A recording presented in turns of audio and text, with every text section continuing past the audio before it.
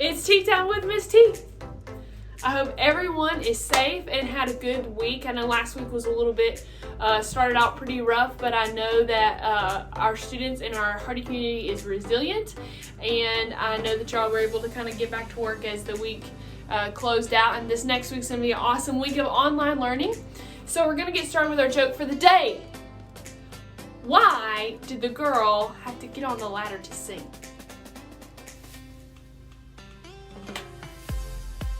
So she could hit the high notes. All right, so our activity today is going to kind of continue what we've been doing, as April is Jazz Appreciation Month. And today, instead of our song of the day, we're actually going to do a solo. It is taken out of context of a jazz song, a jazz standard, but it is a video. I'm actually going to be able to include a video in this video, and the link for this video will be down the bottom. I don't have credit for this video. This is a video I found on YouTube, and I will of course link that for you to see. But it is a recording of Art Blakey. Art Blakey was a drummer as well as a band leader. So I go on YouTube, and you can see behind it is written all my facts about him so I don't forget. I always try and find on YouTube a picture that to me is like a characteristic of that musician I think would embody their personality, and I think this picture kind of shows that Art Blakey seemed to be a pretty silly and a cool cat. And I'll tell you a little bit about him. So I'm gonna read my whole script on the back here.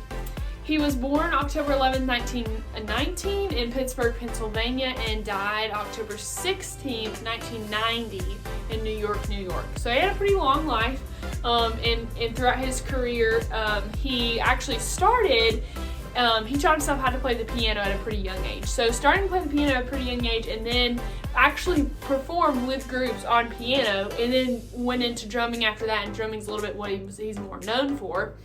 And at that, when he had first started in the jazz, jazz was very new at that time. And he actually, started the drum set became more of a solo instrument, and that was kind of new. People a lot of times the drummers didn't take the solos as much, but he really made a name for himself in his drum solos.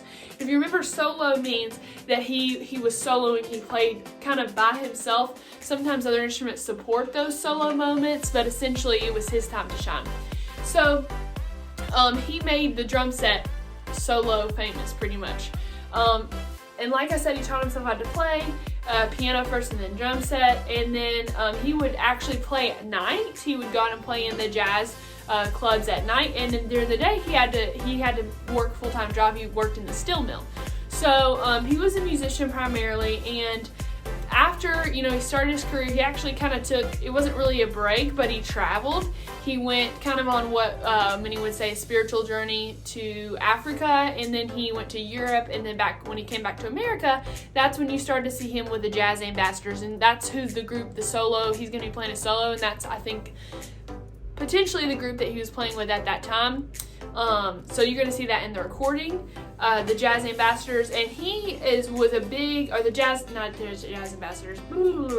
Jazz Messengers. He actually brought inspiration to a lot of young musicians and would invite them to play in the Jazz Messengers, so that kind of started some careers there, because he was trying to inspire the younger jazz musicians so that they would continue on the legacy and they could continue on the exploration of jazz and the development of jazz. All right, and I'm not an expert in any of that. I just like to read about it. Jazz is a really great genre of music to study. Okay, now for the recording. So I told you a little bit about Art Blakey, and I have a few questions for you to answer during the recording. These questions will be in the info box below, so you don't have to remember them. You can just look and see what I said. Okay, here's the questions. How many parts are there to the drum set in this video? What is he using to play the drum set? There could be more than one answer there, depending on if you watch the video closely. And does this look like an instrument you would want to play? And why? Okay, so those are the questions. They're below. Now we're going to watch the video.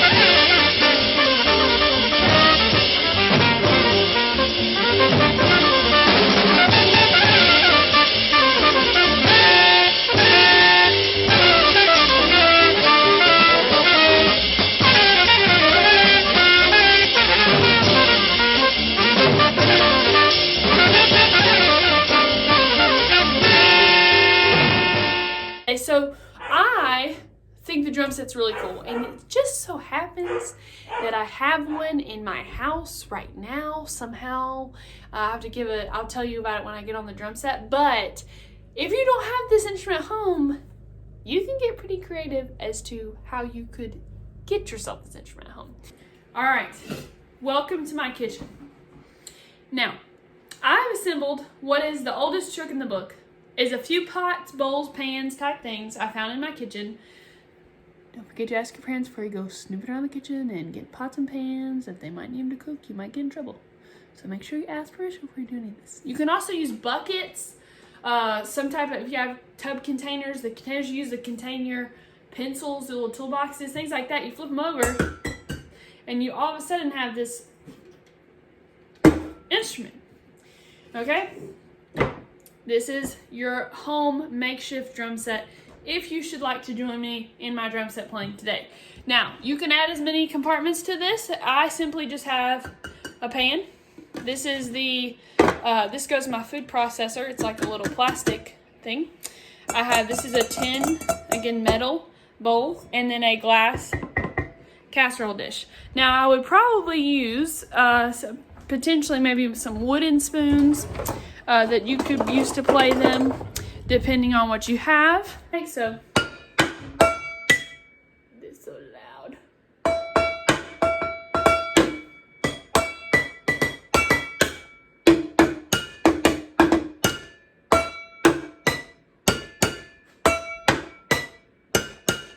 All right, so that was just me demonstrating how to play your makeshift at-home drum set. Now we're gonna go to the real thing. All right, I want to give a big shout out to Jake King, who is a friend of mine who let us borrow this drum set. So we have a bass drum. We have a snare drum, hi-hat, and a ride cymbal. Okay, now these are not your typical drumsticks. These are rattan sticks, so they're a bunch of little sticks bunched together, and they play a little bit quieter than a drumstick would. And in this case, it's better because this is in my very tiny home, which would be very obnoxiously loud if I had a full-blown drumsticks. And this particular setup doesn't include toms or any extra cymbals. So this is a pretty standard small amount of drum set instruments here. All right, so what we're gonna do with the drum set today is we're actually gonna do some rhythm study. So my students know that when I say it, play it, or say it, clap it, play it, that means that we're gonna start with saying it using a phrase or words to create the rhythms, and then to later play the rhythms. So what we're gonna use, I came up with a sentence to use, which is, I miss my music students. So I broke that down for the syllables. So I made it long. So this is maybe not typical, but as identified here, I have made I a half note, so that gives 2 beats. Then miss my are quarter notes. And then music students, I broke down in T, T, T, T, so 2 sets of 8th notes. So I miss my music students. All right, so from that, I just kind of did clapping in that, but when you say it, you're able to use the syllables to decide what your rhythm is going to be. You notate out your rhythm, and now what we can do is we can clap it. Now, with this, we do need a bit of a steady beat, so I'm going to attempt to do this. I miss my music students. Ooh, that was so close. It's actually really hard to do one thing with your foot and different things with your hands. Not easy. All right, so here's the steady beat. Say it with me, and then we'll clap. Say it first. Here we go. I miss my music students. One more time. I miss my music students. Very good. We're going to clap it now, all right? So we're going to clap it. Don't forget the half note gets 2 beats. 1, 2, ready, go. I miss my music students. Again, 2, again, 2, ready, go.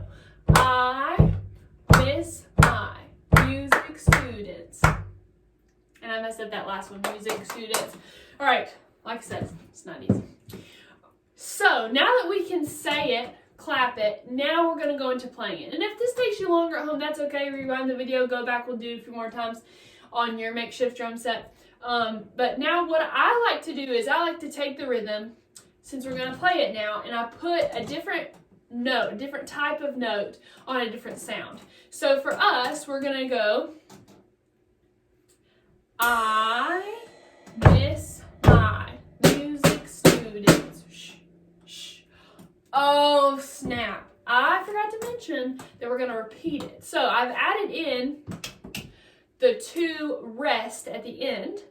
That way it gives us time to breathe and get ready to do it again.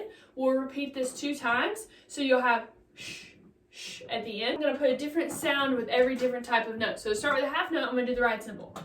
I miss my music student. This is going to be us playing it. Are you ready to try it? So decide right now what sound you're going to put on each rhythm. You see, so you got a pot, you're going to say, if I'm going to do quarter notes here, I'm going to do eighth notes here, half note there, and don't forget about your rest. Are you ready to play it? Yeah! Okay, here we go.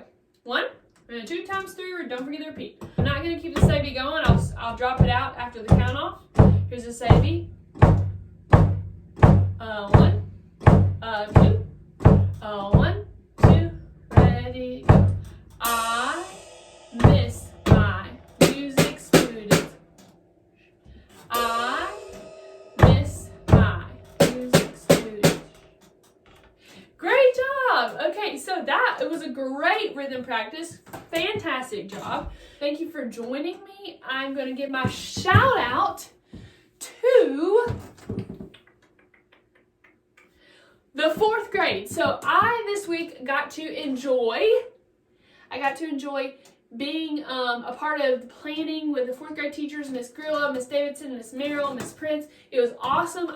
Maybe it featured in one of your YouTube videos doing some American Revolution trivia. So be sure to check that out in the 4th grade YouTube channel. Hope you have a great week. Stay healthy, stay safe. Miss T out.